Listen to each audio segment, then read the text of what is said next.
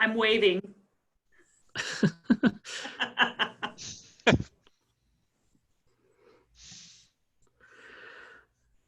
All right. Well, let's get started. I know there were others, but I'm sure they'll join us as they get in. If you've never joined us before, I mean it's pretty simple. We have a couple of things. There's not an agenda, so it's usually whatever people want to talk about. We have been starting with a kind of pulse of how you're feeling, and so we've been doing like a score 1 through 10, and we've been putting it in the chat to start. And so 10 being this is the best I feel mentally and physically for the best I've ever felt, or 1 being we need to check you in. So there's like those are the realms. All right. So just in the chat, if you want to plug in your numbers, we find a little bit therapeutic. Tina put in a 7.25. I think that was Julie last week and tried to do the halves. Brian's gonna eat these stats people.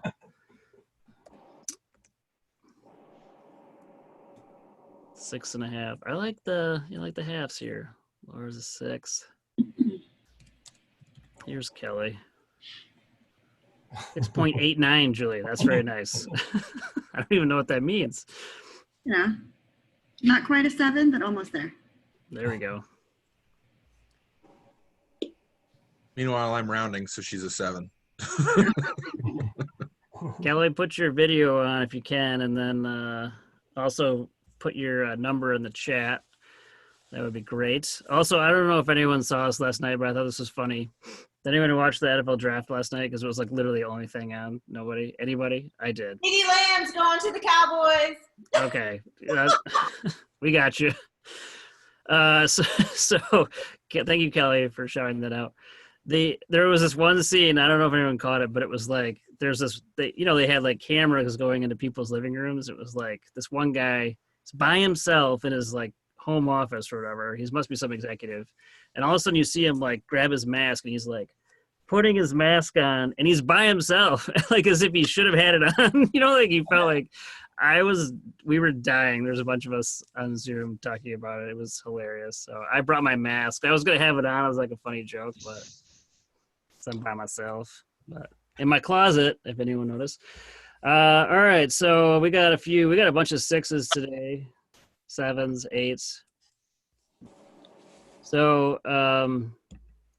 yeah, that's how everyone's feeling. So what are some topics? What are the things people want to talk about this week? We've been talking about metrics.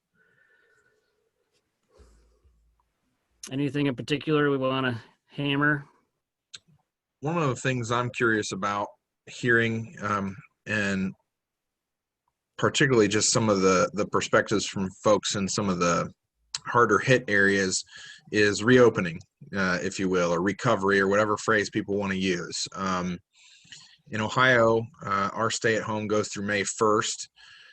I seem to be reading a lot of things in the news and elsewhere that I don't know. I feel like there's an impression that we're going to be like ringing a bell and the world's back to normal. Whereas if you really parse what Governor DeWine and Dr. Acton are saying, they're going to be releasing a phase-in plan, which is not the same as a clarion bell of reopening. And I'm admittedly very torn about this because, I don't know how many of us are. I'm not clinical. I don't know if that makes sense. I'm not a public health epidemiologist, but financially, we need it. We need to be doing electives. We need to be doing office visits. We need to be doing all that stuff. But what I don't want, when I read the history of the Spanish flu, the second wave was worse, 10 times worse. So I get anxious, admittedly. So I'm fence sitting on whether this is good or not. So I'm just interested, particularly those of you who have been in maybe harder hit areas, what you're seeing, what you're feeling, what you're thinking about that. So that was my main thing I wanted to get out of today, Ben. Well, this is Ann speaking from New York. I don't think there's a place hit harder than us in New York. Even though our shelter in place is through May 15th, which I expect will go even longer than that. New York Presbyterian, the hospital I'm associated with, I mean, I don't think they'll start to see patients outside of COVID probably till June. They'll spend the month of May trying to figure out what is the best way. You know, they'll do more testing, but even the testing does not really give anybody a true picture of who's immune. Yes, the most recent testing in New York showed 20% of those from New York City have antibodies, but what does that mean? They don't even know that.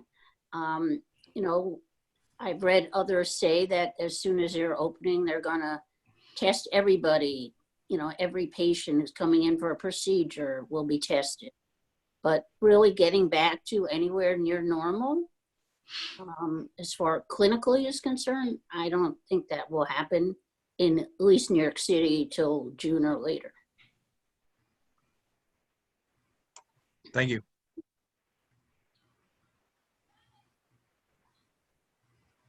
Anybody else want to weigh in?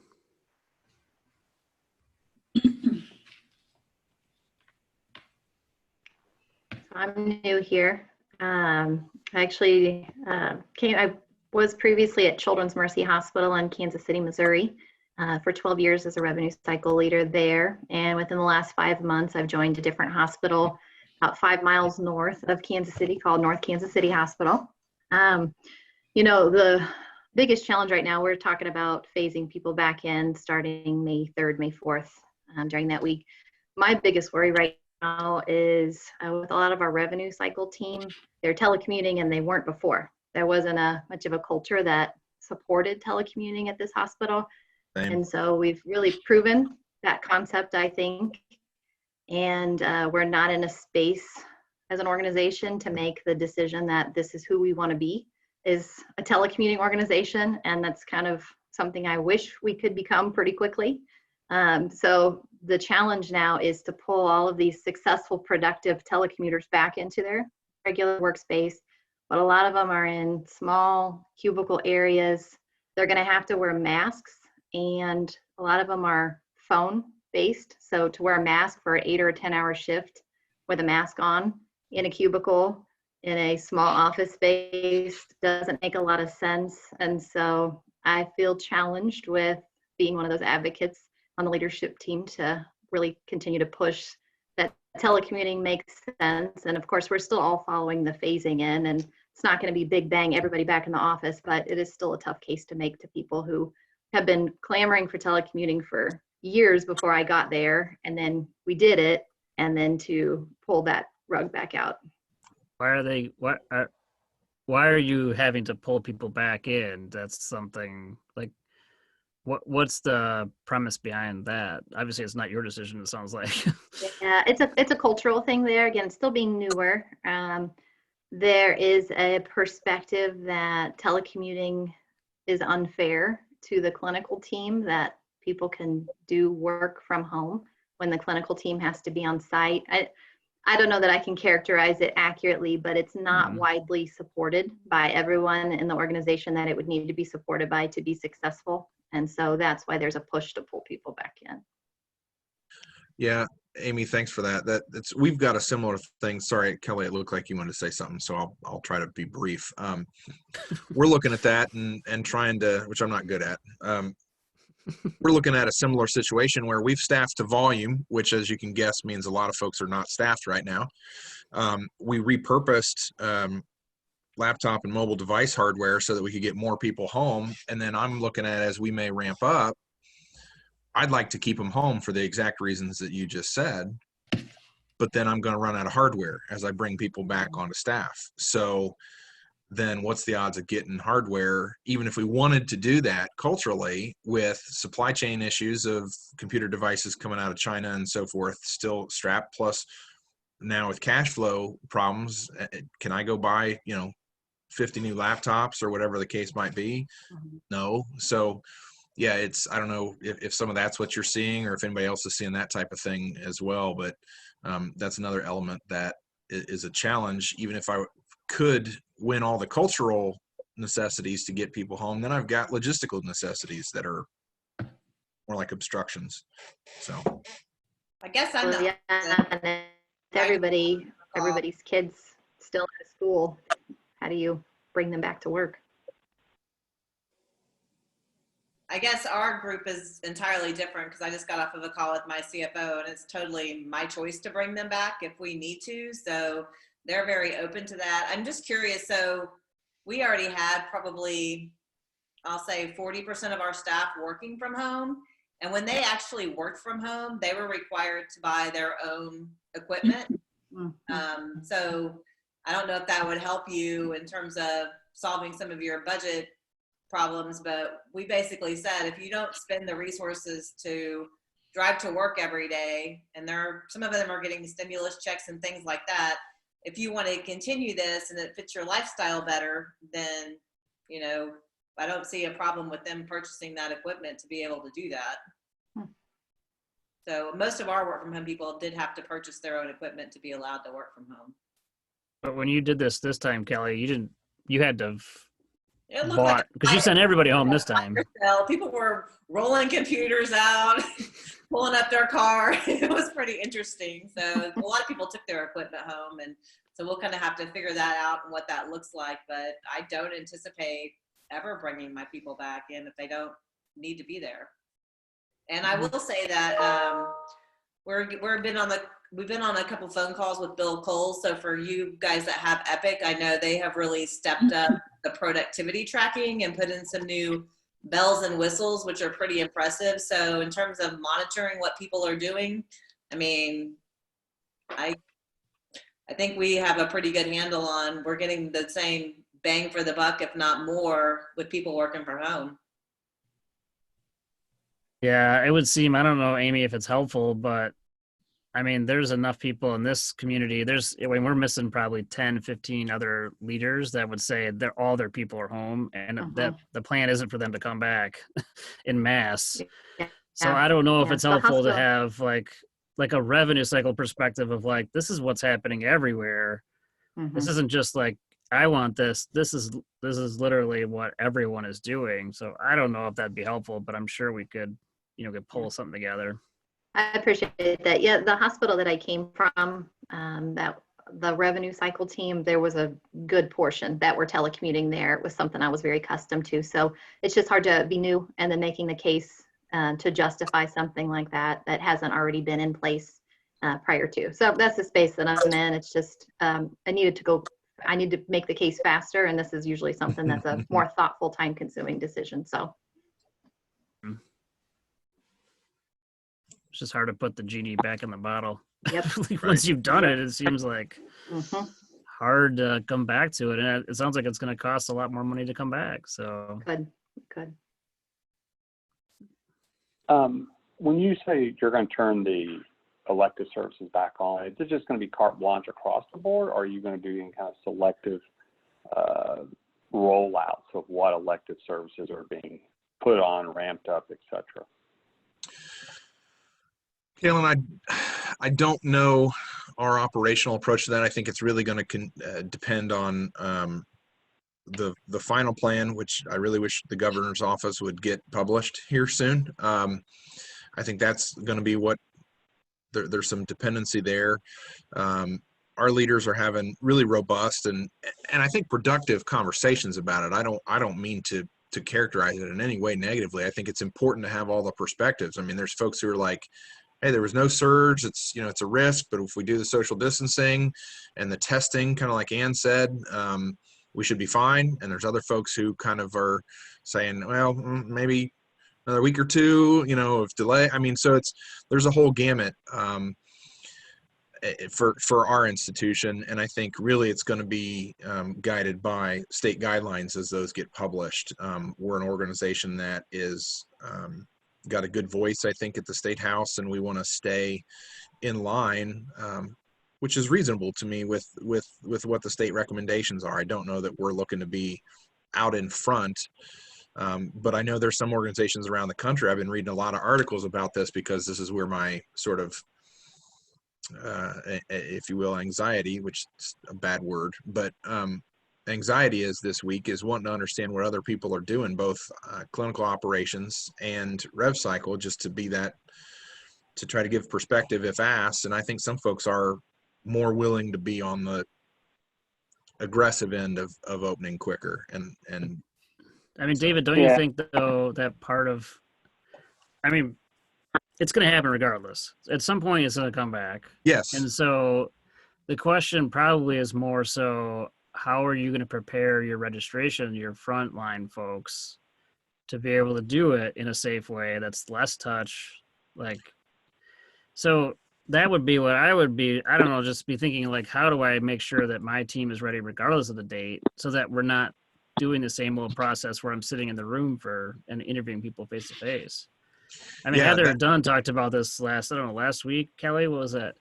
And Yeah. they're doing a whole iPad thing where it was, they're not talking to the person anymore. Like they're talking to them through video, through an iPad, instead of like, it's, Well, I mean, it also, there's a lot of considerations with, who all's in the waiting room. Because, I mean, my dad had a knee replacement surgery and the whole waiting room was packed. And so you just can't have all those people in the waiting room. I mean, there's so many logistical things to think through. And then I don't know, we also have to have certain capacity. So even if we start bringing people back, we have to have a certain COVID capacity to make sure that if COVID patients come back in. So I'm not on the clinical aspect of that, but I know they're very strategic in who they're going to be doing elective surgery on. That's not everybody in common stuff. but we think we're still going to have to solve, we'll have to solve the no one waiting problem. right. Because they can't be waiting together, like Kelly's point. Regardless of what happens after, I don't think that's not a future where it's like we're be waiting in some big waiting room. So we'll have to solve the process problem of like getting people immediately back to a room or something like that. And maybe that's what I'd focus a ton of energy on that. Solving that problem right away is going to be key. That would be my opinion, but I don't know. Yeah, well, and along those lines, how many of you guys are putting up like the plexiglass screens like the shopping markets are for your registration team? I mean, a lot of our registration stuff is on the phone, and the patients are kind of, like I said, taking their own picture of their cards, or the nurses are doing that. And so we are interacting with them, but not face to face. You're already doing that, Kelly. Oh, yeah. In your outpatient areas or just everywhere or just Everywhere, ED and like inpatient? even Everywhere. all of our inpatients, even the people we've have been seeing. So the only people that have any interaction with patients at all would be in our ED. But anybody that was inpatient, admitted, anywhere else, they were all interacting remotely. And like describe that in more detail. Like they're getting a phone call. Like how are you doing it? Yeah, so the clinical people would get the initial information, and then we would call into the room if it was for an admit and get the additional information. And then we have iPads and different things that you can do to take pictures of, insurance cards, that. And plus, the other thing we also already had in place was we already had e-check-in. So they can fill out all of their forms. They can take pictures of their insurance cards themselves on their phones. They can do all of that stuff through MyChart. So we've just basically kind of required that in a lot of areas. Right. So you already kind of set up for it. Yeah, we don't take cash anymore. That's smart. So everything. Same here. The credit card or the kiosk or however. So you've limited there's really no registration like human touch basically within 6 feet. There is none anymore. Is that Right. correct? Their first interaction is usually with a nurse, not the registration people. How are you collecting, or aren't you? How are we getting the registration information? Via phone call? No, or online? like dollars. Like, are you collecting any like ER copays or anything like that? Are you doing anything like that, or no? Not at this point. I mean, honestly, in the ER, we didn't do a good job of collecting copays in the first place before this That's a started. bad example. My bad. But like on our telehealth visits and things like that, they pay online before they get the telehealth visit. So most of that stuff's done electronically. That's true. Are you doing that for your other ancillary, like radiology, lab, those other registration points? Those all follow the same process? Yep. Yeah, because that's what I was trying to ask earlier, David, a little bit, not only just in terms of how to roll out, but as you look at your internal services, what type of services are more at risk for COVID transmission, like physical therapy and that kind of stuff, may be something to push a little later because of the clinical engagement versus a lab. You come in, you get a stick, you leave. It's not as engaged for the caregiver and potential patient. I mean, I will say that's probably the thing that gives me the most heartburn is like a lot of the lab areas and where we're doing a lot of throughput for the tests is not being done. So luckily I have a lot of resources to work through the eligibility and registration issues on the back end because we aren't interacting with them. So.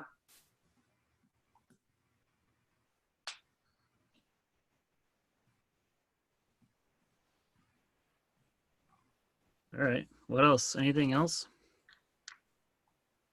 Any thoughts on the uninsured compensation that came out? So I know we got the rules for that, and it says a lot of that is covered, but it also says that the primary diagnosis has to be a COVID diagnosis, which is not reality. If they're going to reimburse us for E&M visits and things like that, the primary diagnosis is going to be a cough or something like that. So I'm guessing there's going to be some revisions to that, but we did go ahead and do everything on the Optum website to get that all set up. So we're set up to go. We have a new payer plan set up so that we can start moving some of those charges over. But I think my biggest question is they need to refine the rules for what's going to be paid. I think. Are they paying? Oh, sorry. Go ahead, Ben. I was just asking, are they paying for testing or no?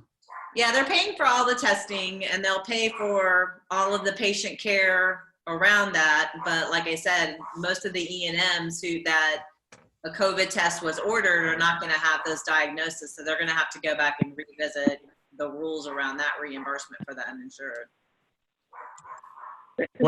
Is there a pool of money for that reimbursement? I haven't read a lot into it. Is there like a pool set aside for it? Yeah.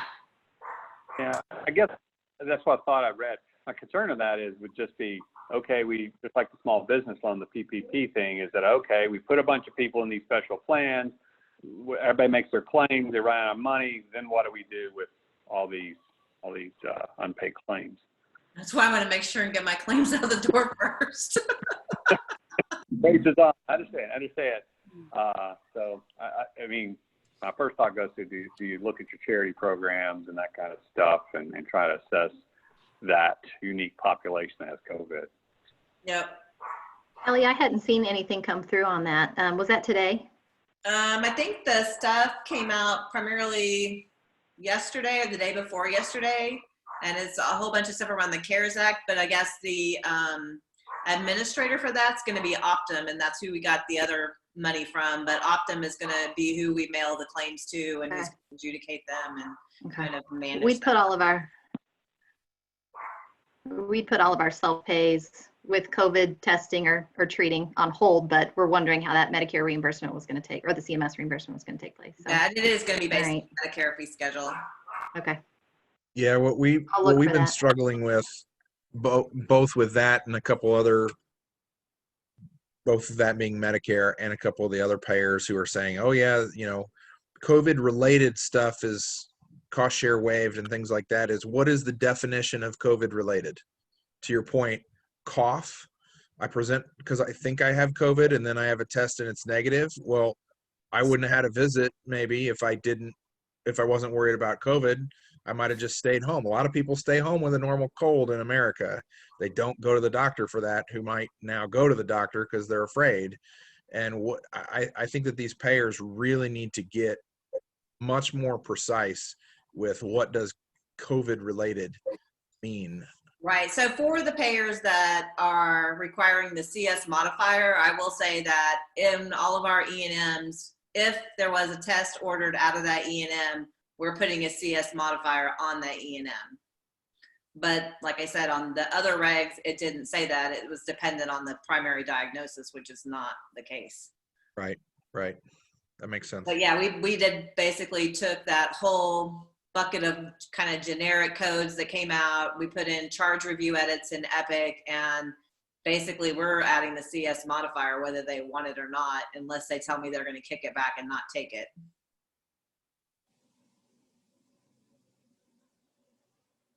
And you've gotten paid on those, or you not yet? You don't know. They're just slowly going out the door. Well, I think we want to like figure out based on Heather's claim that last week that she said she sent 20 outright and got 10 rejected. Well, I think that was part of it is the Oh, CS that was the modifier balances. wasn't a thing then. Now it's a thing. So I think that's what's going to like let them know that it should be waived. So Yeah, we should get her back on. I want to hear because we didn't get all the details on that. That would be good to know what she actually did. yeah, I should have some, like in the next couple of weeks, we should have some pretty good results on whether we're getting paid or not. And we validated with Cigna, United, Aetna, Blue Cross Blue Shield, once the CS modifier, that it's okay to send it whether they don't want it or not, just because it changes so much. I mean, Aetna came back and told us, no, they don't want this place of service. Now they want the O2. Like those changes and payers every second of the day are driving me crazy. Yes, they're Because killing their us. systems aren't set up either. You know, they got to set their systems up to like. Well, and I think the other question, because mom say, is the claim paid? Will they accept it with the CS modifier? But more important, are they going to process appropriately and not apply deductibles and co-pays like they Well, say that's they the are? other- I mean, so two right. standard there. One, do you accept it, which that sounds questionable. And then two, should you accept it, are you then going to process as we expect without copay and deductibles? I haven't seen any data on that. I don't know if anyone's had experience with it yet. Yeah, and we have statement holds, so we've got a nice little work queue set up to catch all that. So we should be able to see it pretty easy. I'm curious about something because you know about Kelly, the uninsured. Is there any kind of standards that you have to meet before you can claim that, other than just a standard registration? In other words, you have to go and kind of like a Medicare secondary questionnaire document or anything like that?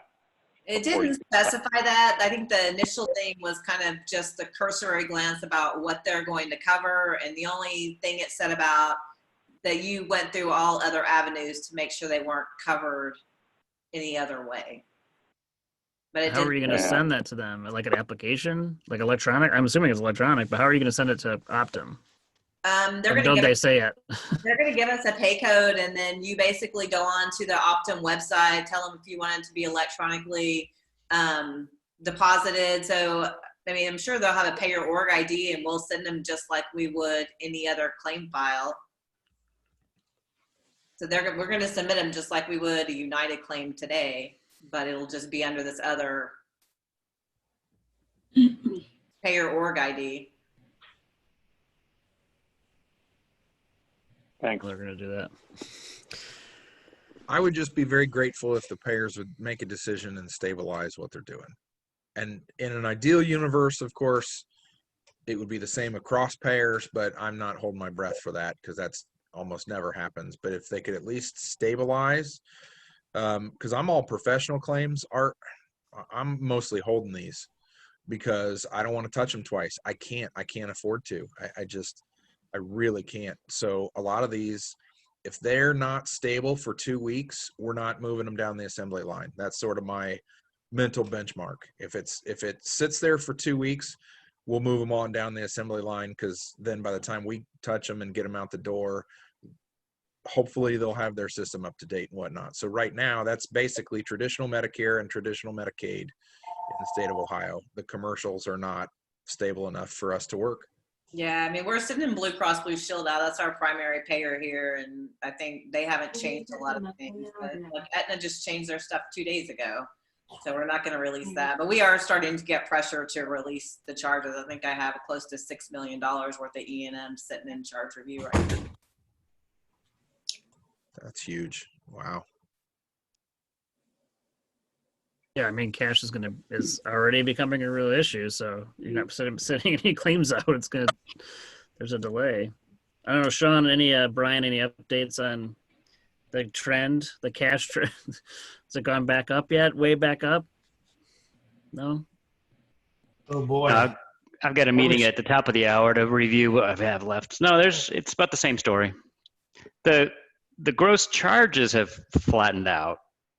The payments, we're about a 30 to 40 day payment lag. So they've been getting some good payments in this month from 30, 45 days ago. I think this next 30 days is going to be really, really tough. Yeah, I would say we're building extra dashboards around sort of daily dashboards that we do for our clients, taking all of the service lines that are COVID related, all of the CPT codes, bill holds, all the things that you guys are talking about. But if you just look at the standard daily report, revenue just went like that, like you guys are all experiencing. And I think I would say the majority of our clients are doing what y'all are doing around bill holds.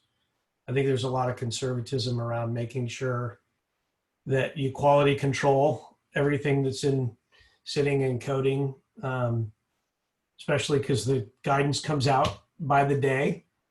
And so wanting to double check. And then I think the point about the payers being ready, so some guidance comes out from CMS, provider and payer has to all update their system. So the only clients that aren't being conservative are the ones that need just every penny.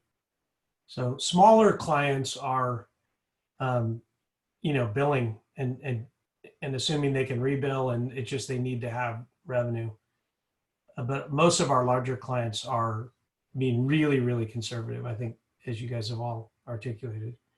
And now we have certain clients on the West Coast, that one in particular that they've been doing outreach and they're getting ready for the demand curve in mainly in SoCal. So like gallbladders and bone spurs and, knees that need to be done that are like every day that's going by. It's like, hey, my knee's getting worse.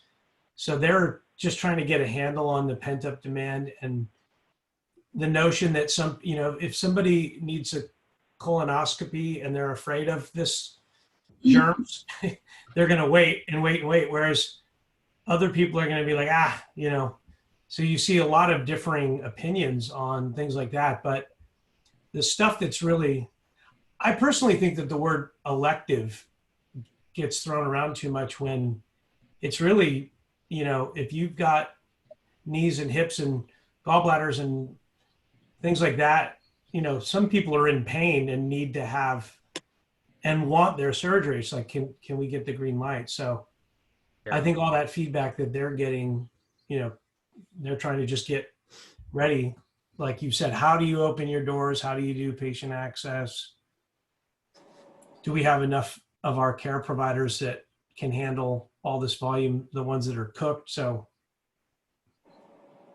it seems to be all over the place, but same thing, everything's down and then everybody's just waiting for when the demand curve inverts, what's going to really happen versus what everybody, thinks is going to happen, I would say. Yeah. I'm curious to know what percentage of your AR right now is in like DNFB. So you're holding a bunch. So what percent of you? I would say give us me a day's number, but the day's numbers are useless. What percentage of your AR right now are you holding? Does anybody have any idea? I'd be curious to know what those are. We have that metric on ours, and I can tell you that DNFB is doubling and tripling right now, for the most part, but intentionally, like we talked about, because people have the bill holds on. Yeah, Ben, I would think off the top of my head, we are working back through some AR, so it's a bit challenged to get a handle on that, because as we work back through old stuff and it comes down, meanwhile our unbilled is going up, so that percentage is skewed. But I mean, it could be in the 5 to 10% range right now, and growing, which to me for physician is higher than I would ever want it to be.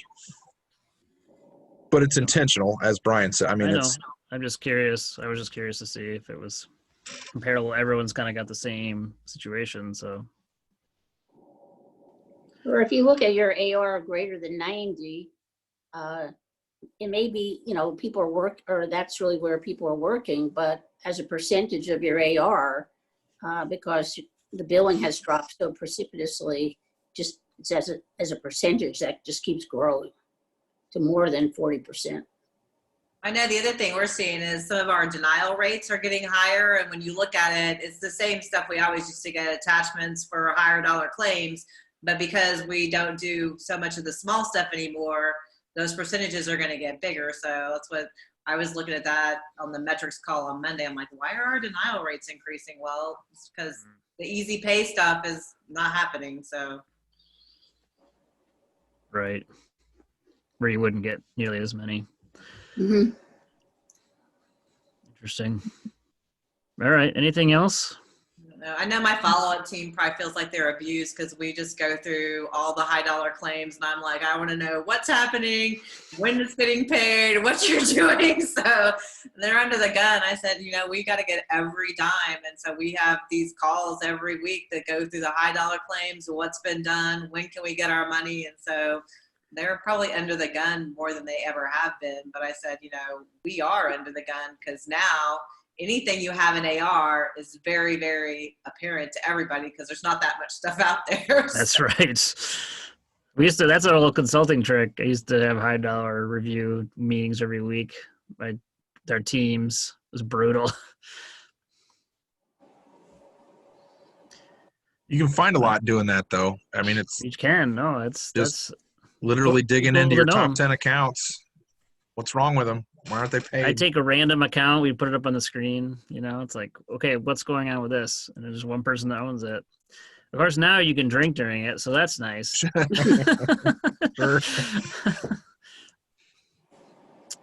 No, you shouldn't do that. All right. Anything else? Yeah, I'm curious. You know, we're starting to do these elective procedures again in some areas, and we're really going to start opening up other areas that people can go back to work. So have there been conversations in your departments around kind of plan B for a second surge and what that looks like and how that's going to be handled? Julie, so one of the things that's one of the reasons I want to try to figure out if I can any ways to overcome some of the logistical hurdles with keeping people home, as we were talking about earlier, because if they're home, if there's a second wave, they're safer. And also I don't have to resend them home. There's no yo-yo effect. I bring them in now and then in October, I send them home again. So that's one of the reasons for that. And the second thing is just trying to see, to the extent that we can we automate anything that we hadn't automated or that was on the docket to potentially automate? Can we expedite that, given that we have challenges in cash flow and challenges in IT throughput because they're busy helping us build work queues to hold on balances and this, that, you know, everybody's busy with new rapid fire stuff. Those are the two things that I'm kind of, it is being discussed. My CFO and I have talked about it a few times. And those are the two things for us, is really the staff management, trying to figure out solutions for that. And then if there's anything we can fast track on an automation standpoint. Gotcha. Okay. Yeah, and Julie, we're looking at not only to keep folks at home, but also to step before we start bringing people back or hiring back or from furlough, to make sure that we're very thoughtful, because to your point, if it does whiplash, we don't want to have the yo-yo effect David talked about, not only with teammates at home, but also to bringing some on maybe prematurely. So being very cautious there. Okay.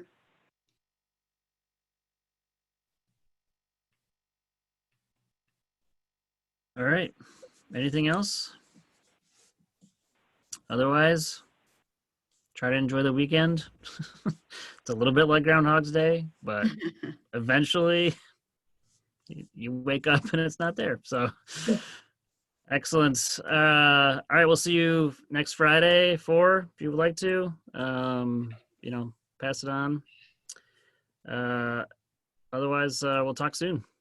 Thanks, Ben. Thanks for everybody. hosting these. Thank See you. you, everybody. Have a Thanks, good Ben. weekend. Nice weekend. See everybody. Bye.